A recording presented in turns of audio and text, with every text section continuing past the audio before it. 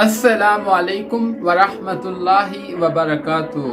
میرا نام محمد عقیل گل ہے اور جیسے کہ آپ کو معلوم ہے کہ میں معاشرت کے حوالے سے ویڈیوز وغیرہ بناتا رہتا ہوں، آئے دن نئے ٹاپک نئے موضوع کے ساتھ۔ تو میرا آج کا جو موضوع ہے جس پر ہم نے گفتگو کرنی ہے وہ ہے رشوت ستانی یا رشوت خوری، جو کہ ہمارے معاشرے کے اندر بہت زیادہ پھیل چکی ہے، ہر جگہ میں، ہر ادارے میں، چاہے وہ پرائیویٹ لیول کا ہے یا وہ سرکاری لیول کا ہے، ہر جگہ پہ چھوٹے سے اداروں میں بھی یہی چیز ہے اور بڑے اداروں میں بھی یہی ہے، جہاں پہ جس کی جو واقفیت ہے، جان پہچان ہے، وہ اس بیس پر اپنا کام کروا لیتا ہے یا پھر وہ پیسے دے کر اپنا کام کروا لیتا ہے۔ تو ایسی چیزوں میں، ایسے کاموں میں صرف وہی لوگ آگے نکل پاتے ہیں جن کے پاس پیسے ہوتے ہیں یا جن کی جان پہچان ہوتی ہے۔ تو غریب جو ہے اس کے پاس پیسے بھی نہیں ہوتے اور جان پہچان بھی اتنی نہیں ہوتی،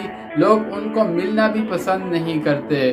غیر دور کی بات ہوتی ہے، رشتہ دار بھی غریب جو ان کے ہوتے ہیں تو وہ ان سے نہیں ملتے۔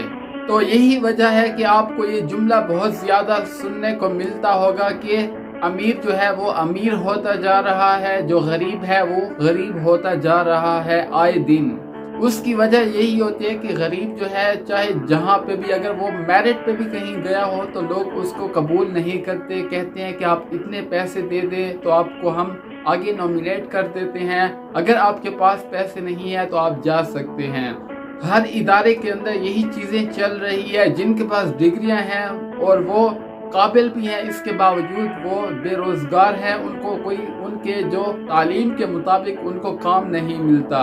اس کی وجہ یہی ہوتی ہے کہ جن کے پاس کچھ پیسے ہوتے ہیں یا سفارش ہوتی ہے، وہ سفارش اور پیسے کے ذریعے سے اگرچہ وہ اس کے اہل بھی نہیں ہوتے ہیں تو وہ اس جگہ پہ پہنچ جاتے ہیں۔ تو یہ بھی ایک معاشرے کے ساتھ زیادتی ہے کہ ایک شخص جس پوسٹ کا حقدار نہیں ہوتا، جس جگہ کا حقدار نہیں ہوتا، جس کے لائق وہ نہیں ہوتا، وہ وہاں پہ بیٹھا ہوتا ہے اور وہ ساری جو چیزیں ہیں وہ غلط کر رہا ہوتا ہے۔ تو اس کا جو مین اثر پڑتا ہے ہمارے معاشرے پر پڑتا ہے، کیونکہ اگر ایک نکما انسان جس کو ایک کام نہیں آتا وہ ویسی پوسٹ پر بیٹھا ہے تو ظاہر سی بات ہے وہ کس لیول کا کام کرے گا۔ تو یہ ایک معاشرے کے ساتھ زیادتی ہے اور رشوت کو اسلام نے پسند نہیں کیا۔ نبی کریم صلی اللہ علیہ وسلم کی حدیث مبارک کا مفہوم ہے کہ رشوت لینے والا اور دینے والے دونوں جہنمی ہیں۔ تو رشوت جو ہے ہمارے اداروں میں اس طرح سے چلتی ہے کہ اگر کوئی شخص جس نے کہیں سے کوئی کام کروانا ہے، اس کا وہ کام رکا ہوا ہے یا اس نے اس کو جلدی کروانا ہے تو وہ کہہ دیتا ہے کہ آپ اتنے پیسے لے لیں اور یہ میرا کام جو ہے بر وقت کر دیں، تو وہ کہتا ہے چلو ٹھیک ہے اور وہ اس سے پیسے لے لیتا ہے، اس کا کام کر دیتا ہے۔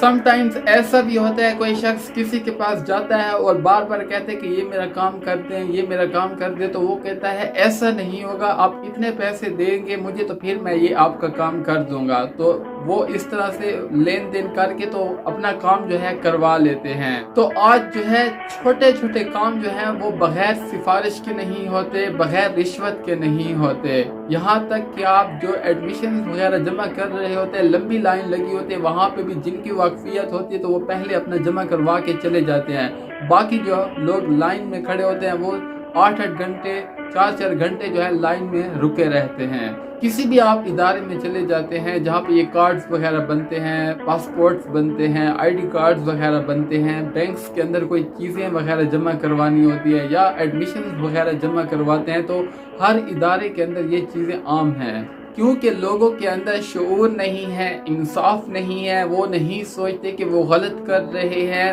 سب انسان جو ہیں ایک جیسے ہیں، برابر ہے، جو وقت پہ آیا ہے، جو جس نمبر پہ کھڑا ہے تو اس کا جو کام ہے اس نمبر پہ کرنا چاہیے۔ اور یہ جو پیسے کی ہوتی ہے یہ ایک ہرس ہوتی ہے، ایک خپت ہے، انسان کبھی بھی ان چیزوں سے ہے نہیں سیر ہوتا، وہ کہتا ہے کہ آتے جائیں۔ جس کے پاس کچھ روپے نہیں ہوتے، جب اس کے پاس روپے آتے ہیں تو وہ کہتے ہیں میرے پاس سینکڑوں کے حساب سے جو ہے پیسے آنا شروع ہو جائیں۔ جب سینکڑوں کے حساب سے آتے ہیں تو پھر وہ کہتے ہیں کہ میرے پاس ہزاروں کے حساب سے آنا شروع ہو جائیں۔ جب ہزاروں کے حساب سے آتے ہیں تو وہ کہتے ہیں کہ میرے پاس لاکھوں کے حساب سے آنے چاہیے۔ جب لاکھوں کے حساب سے آتے ہیں تو پھر وہ کہتا ہے کہ نہیں میرے پاس کروڑوں کے حساب سے آنے چاہیے، اور جب کروڑوں کے حساب سے اس کے پاس پیسے آنا شروع ہو جاتے ہیں تو وہ کہتا ہے کہ اربوں کے حساب سے میرے پاس پیسے آنا شروع ہو جائیں۔ لیکن ایسا شخص جو ہے وہ کبھی بھی سیر نہیں ہوتا، کیونکہ اس کو خط لگ چکا ہوتا ہے کہ وہ پیسے پیسے کرتا رہتا ہے، لیکن اس کو یہ معلوم نہیں ہے کہ پیسوں کے ساتھ انسان کچھ خرید نہیں سکتا۔ مطلب کہ کچھ چیزیں ایسی ہیں جو پیسوں کے ساتھ نہیں خریدی جا سکتی۔ آپ اپنے لیے بہت ہی دنیا کا قیمتی ترین بستر خرید سکتے ہو، لیکن آپ نیند چین نہیں خرید سکتے ہو۔ انسان جو ہے وہ پیسے سے خوشیاں نہیں خرید سکتا، انسان جو ہے وہ پیسے سے خلوص اور محبت نہیں خرید سکتا، صرف پیسے سے وہ مٹیریلسٹک چیزیں خرید سکتا ہے۔ وہ گھر کی دیواریں اور قیمتی چیزیں، بہت قیمتی گھر خرید سکتا ہے، لیکن گھر کے اندر جو چین خوشیاں ہیں وہ نہیں خریدی جا سکتی ہیں۔ ان کے لیے پیسوں کی ضرورت نہیں ہوتی، وہ جو ہے ایک خدا کی طرف سے انعام ہوتا ہے، تحفہ ہوتا ہے۔ ان چیزوں کو انسان پیسوں سے نہیں خرید سکتا۔